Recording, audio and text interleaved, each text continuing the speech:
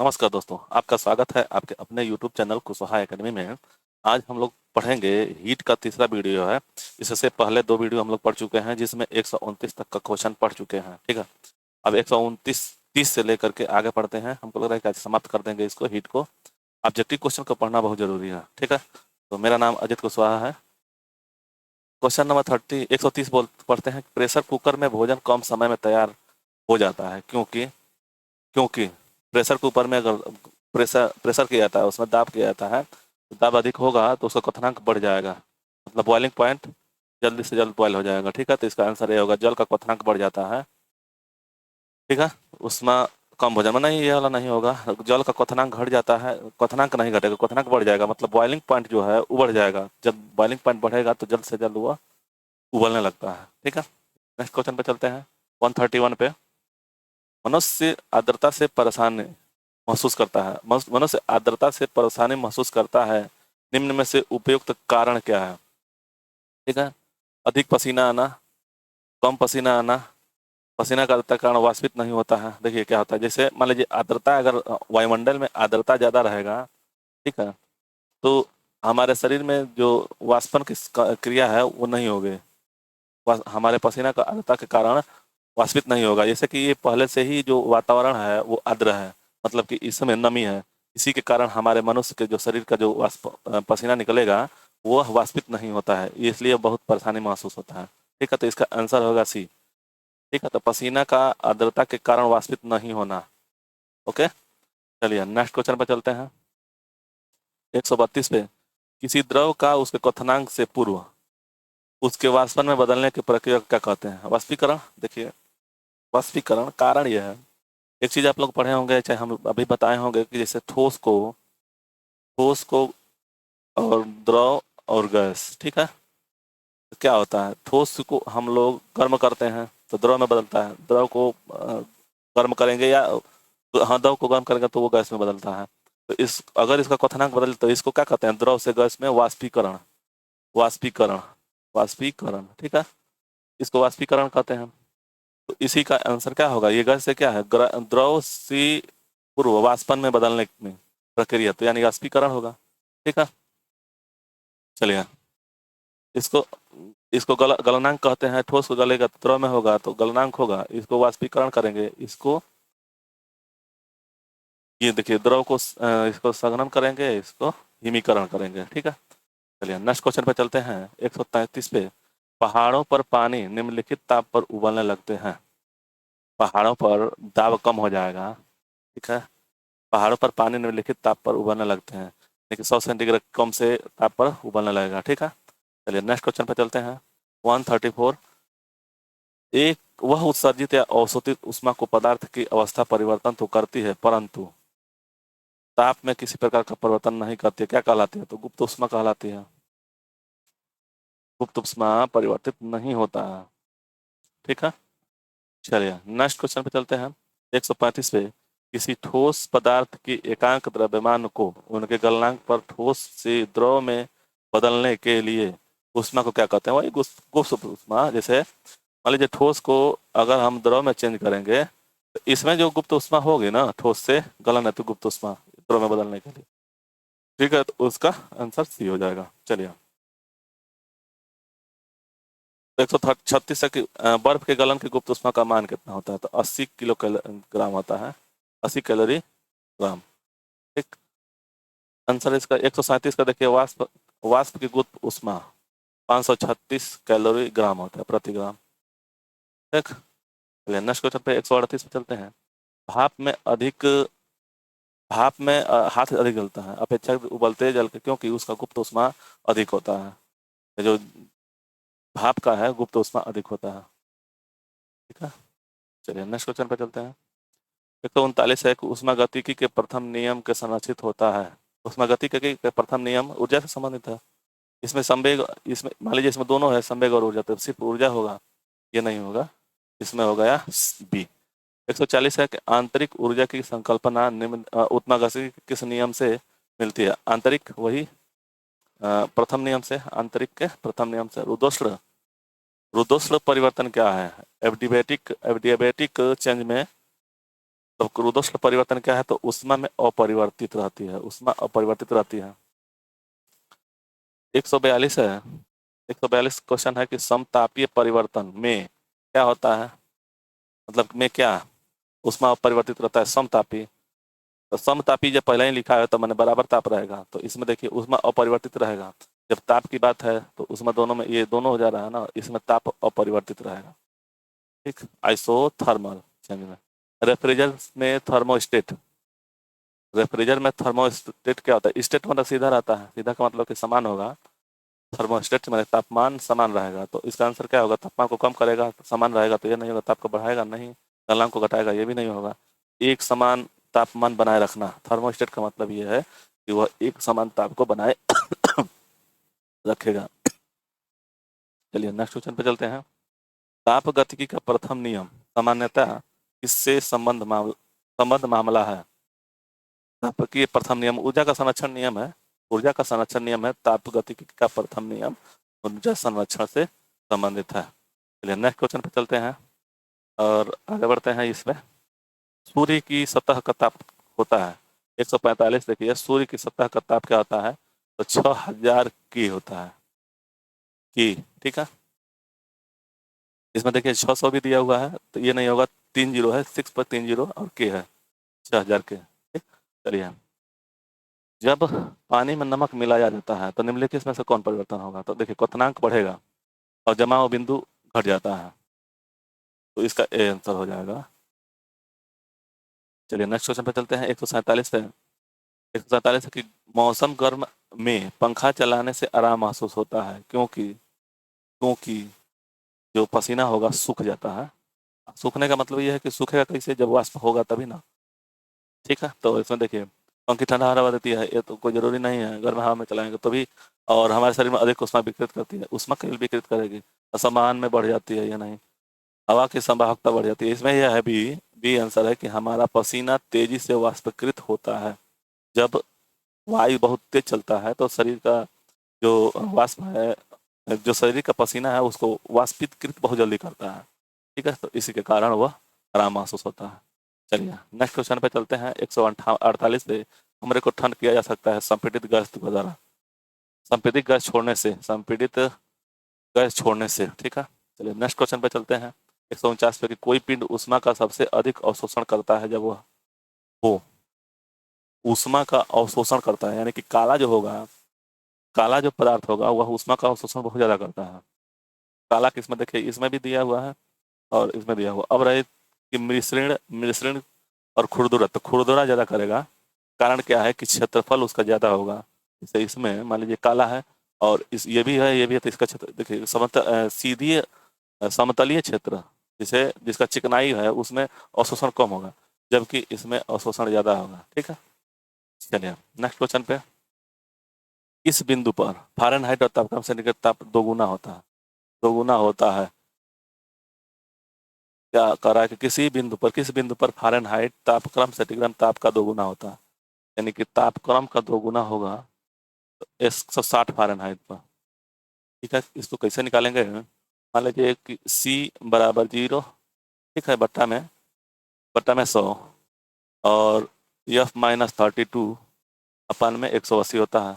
ठीक है, तो कह रहा है क्या कि किस बिंदु पर फारेनहाइट सेंटीग्रेड तापमान का दोगुना होगा, यानी कि दो गुना होगा, सेंटीग्रेड का दो गुना, सेंटीग्रेड का दो गुना, यानी कि 2 से अगर गुणा करेंगे तो 90 हो जाएगा, मान के चलिए 90।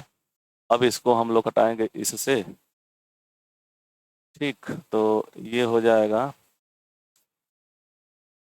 ताप पर, फारेनहाइट ताप पर, फारेन से तक इसी पर लगेगा ये। चलिए इसका आंसर सी है, 160 है, इसको हम लोग लगा लेंगे फिर। ठीक है, चलिए नेक्स्ट चलते हैं। थर्मामीटरों में आमतौर पर पारद का प्रयोग किया जाता है क्योंकि उसकी चालकता अधिक होती है।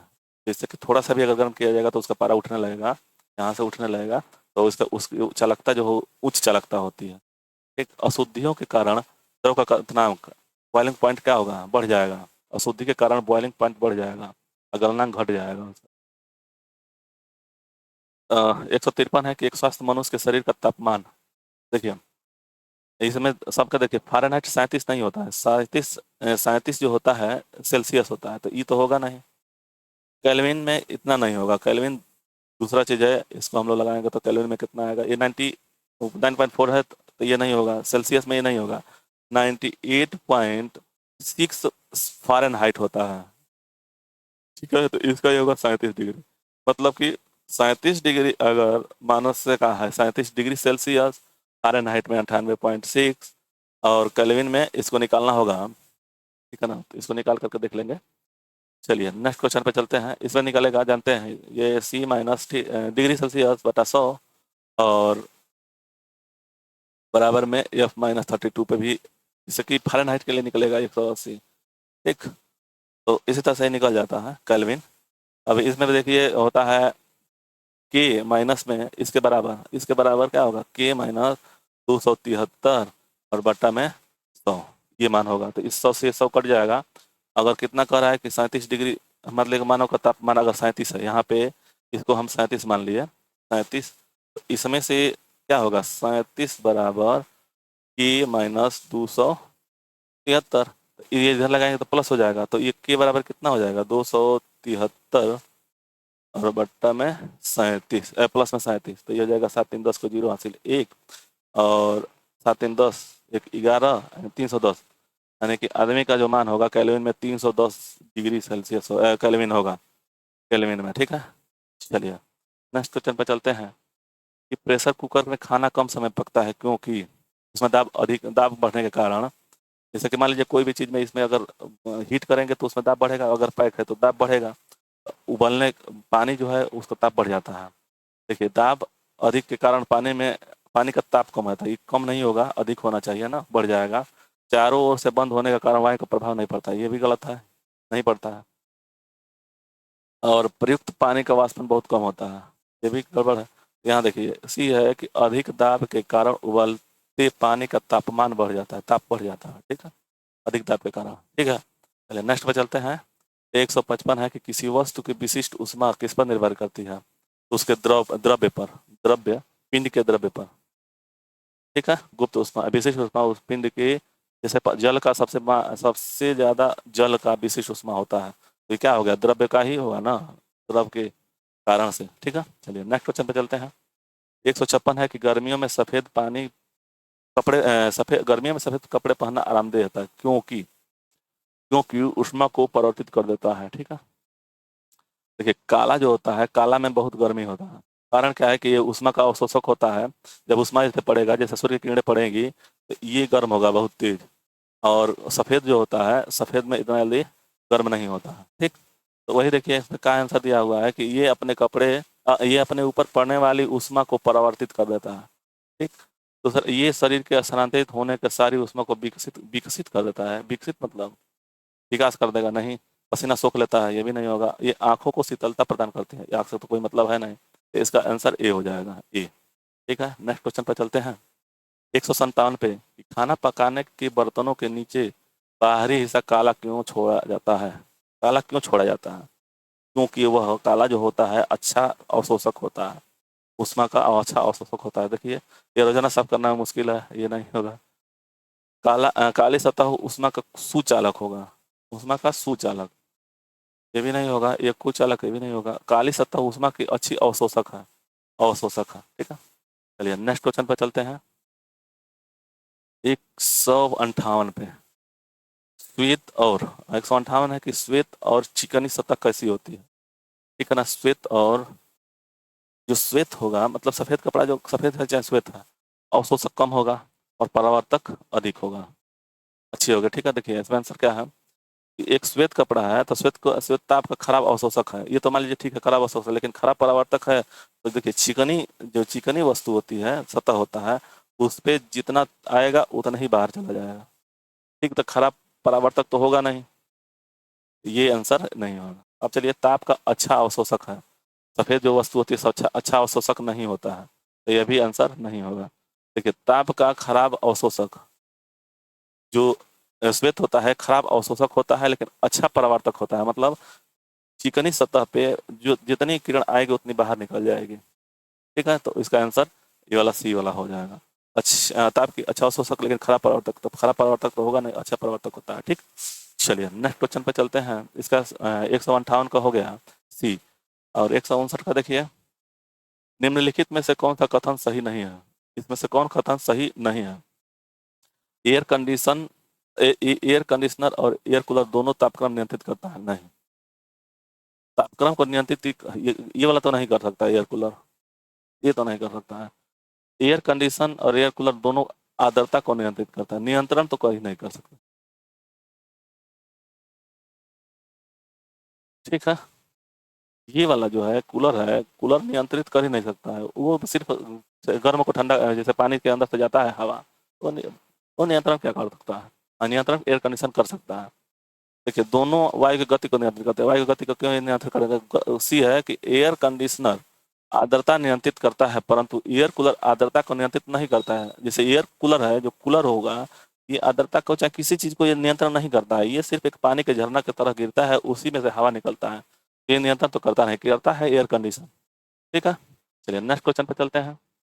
160, एक थर्मामीटर जो 2000 डिग्री सेल्सियस उपयुक्त हो तो वह पारा 2000 ऊपर से अगर उपयुक्त हो तो पारा का थर्मामीटर तो नहीं होगा, वाष्प दाब का थर्मामीटर नहीं होगा, इसका तो नहीं। तो ये पूर्ण विकिरण का है, जो हमारा पायरोमीटर बोलते हैं उसे, जो सूर्य की किरणें होती है, सूर्य की किरणें का तापमान जो नापा जाता है, वो पूर्ण विकिरण के मैंने पायरोमीटर के ही द्वारा इसको उपयुक्त में लाया जाता है। ठीक है, चलिए नेक्स्ट क्वेश्चन पे है कि 161 है, जब सिले बिस्कुटों को थोड़ी देर के लिए फ्रिज के अंदर रखा जाता है तो वह कुरकुरे हो जाते हैं।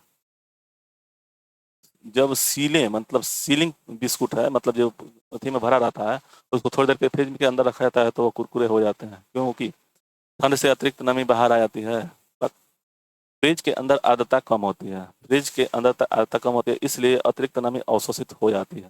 तो इसका आंसर बी होगा। ठीक है, चलिए नेक्स्ट क्वेश्चन पे चलते हैं। 162 पे, कि शीतकाल में एक मोटी कमीज की अपेक्षा दो पतली कमीजें हमें अधिक गर्म क्यों रख देती हैं? कारण ये है कि देखिए, मान लीजिए अगर एक जैसे दो कपड़ा है, मान लीजिए ये अगर ये 10% कम कर रहा है तो ये भी 10% कम कर रहा है। ठीक है, तो आप देखिए, मान लीजिए यहाँ 100% से आर्द्रता शरीर में जा रही है, तो 10% का मतलब 90। ठीक, और ये भी करेगा, ये 10% करेगा तो कितना होगा? 81 9 हो जाएगा ना। तो मान लीजिए 19% का कमी कर दे रहा है। इनके जो बीच में जो गैप होता है, इनके बीच में, तो यहाँ से तो आर्द्रता गई, मतलब कि शीत ऋतु गया, ठंडी, लेकिन जब यहाँ पे शरीर के टच से ये गर्म होता है तो गर्म होने के कारण इसमें एक गैप बन जाता है बीच में, इसी के कारण हमको ठंडा कम लगता है। देखिए क्या है आंसर में, कि दो पतली कमीजें अधिक मोटी होती हैं जबकि उसमें संचरण होती है नहीं, दो कमीजों के बीच वायु का सुचालक के रूप में काम करती है। ये हो सकता है, लेकिन आगे क्वेश्चन में और तो दिया होगा कि दो कमीजों के बीच आय के प्रतिरोधी के माध्यम से रूप काम करती है, माध्यम के रूप में काम करती है। इसका आंसर सी होगा। ये उष्मा का विकिरण नहीं होता है, इसमें ये नहीं होगा। विकिरण क्या चीज़ है? विकिरण ये चीज़ तो होता नहीं है।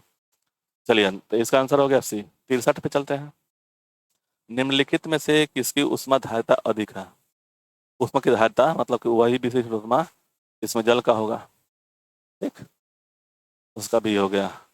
और इसमें ये हो गया 164 को, यदि किसी स्थान के तापमान में सहसा वृद्धि होती है तो अपेक्षाकृत आर्द्रता आर्द्रता कमी होगी। अगर तापमान बढ़ेगा तो आर्द्रता कम होगा। ठीक है, देखिए क्यों, ये वाला भी आंसर होगा। गर्मी के सीजन में अपेक्षाकृत आर्द्रता कम होती है, लेकिन वही बरसात के सीजन में आर्द्रता अधिक होती है। आर्द्रता का मतलब क्या होता है कि हवा में नमी युक्त बादल हवा होना चाहिए, तो आर्द्रता मतलब कि नमी युक्त, जितना नमी होगा तो बरसात के सीजन में ही अ, आर्द्रता ज़्यादा होता है। ठीक है, लेकिन गर्मी के सीजन में आर्द्रता कम होगा, तो इसका घटता हुआ होगा। ठीक है, इसका आंसर बी होगा। और चलिए आगे बढ़ते हैं। 165 पे, कि सेल्सियस के माप का कौन सा ताप 300 के बराबर होगा? 300 के बराबर होगा, तो देखिए इसका हम लोग लगाएंगे कैसे। C-0 डिग्री सेल्सियस बटा 100 होता है, और बराबर में कितना है? तो हमारा केल्विन है ना, तो K-273 बटा में 100। ठीक है, तो इसका क्या कर रहा है कि इसको इसको हमको निकालना है, तो यह मान लीजिए हमको C निकालना है, तो ये इससे कट जाएगा। ठीक है, अब C बराबर क्या होगा? C मान लीजिए सेंटीग्रेड हमको निकालना है, तो C बराबर कितना? K-273।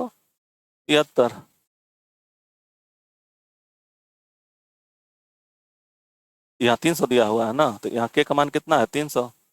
देखिए 300 है ना, तो 300 सी बराबर 300 माइनस 273, इसको घटाएंगे तो कितना आ जाएगा, सी बराबर 27 डिग्री सेल्सियस।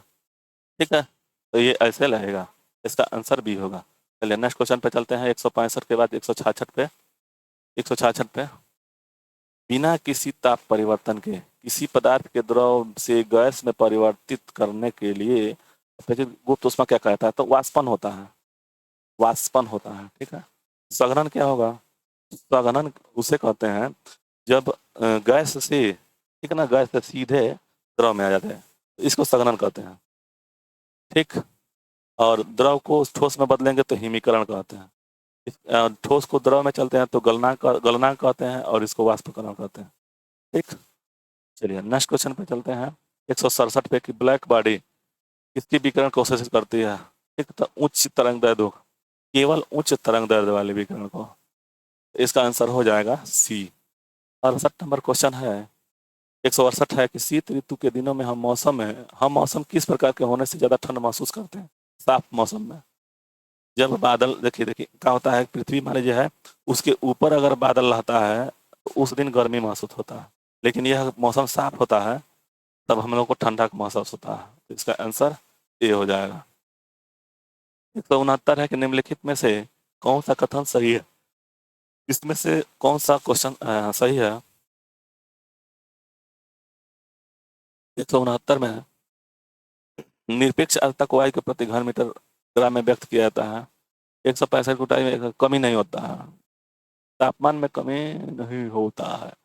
और देखिए वायु के ताप में बढ़ोतरी से वायु की नमी धारण करने की क्षमता कम हो जाती है, ये सही है। चलिए इसका हो गया सी। 170 है, 170 है, कि बर्फ के बुरादे में पैक क्यों किया जाता है। बर्फ को बुरादे के पैक क्यों किया जाता है, क्योंकि बुरादा जो है ऊष्मा का कुचालक होता है। जो बुरादा, लकड़ी का जो बुरादा होता है, लकड़ी ही बुरादा, लकड़ी कुचालक है, तो उसका बुरादा भी तो कुचालक होगा ऊष्मा का। ठीक है, तो इसका आंसर सी हो जाएगा। 171 है, कि मिट्टी के घड़े में निम्नलिखित में से किस क्रिया के कारण जल ठंडा रहता है। वाष्पीकरण के कारण। ठीक है, द्रवण क्या होगा, गैस से गैस से द्रव में आएगा तो द्रवण कहते हैं। उदरपातन किसे कहते हैं, तो सीधे ठोस से गैस में चेंज हो जाता है। ठीक है, तो इसको उदरपातन कहते हैं। चलिए नेक्स्ट क्वेश्चन, शीतलन की दर किस पर निर्भर करता है। बॉडी और उसके आसपास की चीजों के बीच ताप में अंतर को कहते हैं शीतलन। ठीक है, चलिए नेक्स्ट क्वेश्चन पे चलते हैं। दो विशिष्ट गैसों के 173 का हो गया, कि दो विशिष्ट ताप इसके द्वारा संबंधित होता है। तो एक बात याद रखिएगा, सी पी सेंटीग्रेड पी और सी भी बाई आर बाई जे। ठीक है ना, तो इन दोनों का अंतर तो पूछ ही रहा है दो गैसों के बीच। ठीक, तो ये अंतर तो मान लीजिए इसमें नहीं है, ये बाई में दिया हुआ है, ये दोनों में हो सकता है, तो ये बटा में होना चाहिए। ठीक है, चलिए नेक्स्ट क्वेश्चन पर चलते हैं। 174 है, कि पसीना शरीर को ठंड करता है क्योंकि वाष्पीकरण के कारण गुप्त ऊष्मा की आवश्यकता होती है। ठीक है, तो इसका आंसर ये हो जाएगा बी। तो आज हम लोग पढ़े, ये हो गया 174 क्वेश्चन का अंतिम, मतलब ये वीडियो जो है हीट का अंतिम पार्ट है। और आप लोगों को ये वीडियो अच्छा लगे तो लाइक शेयर सब्सक्राइब जरूर करें, और कमेंट करें कि आपको ये वीडियो अच्छा लग रहा है कि नहीं लग रहा है। अच्छा लग रहा है तो लाइक करें और सब्सक्राइब करें। धन्यवाद।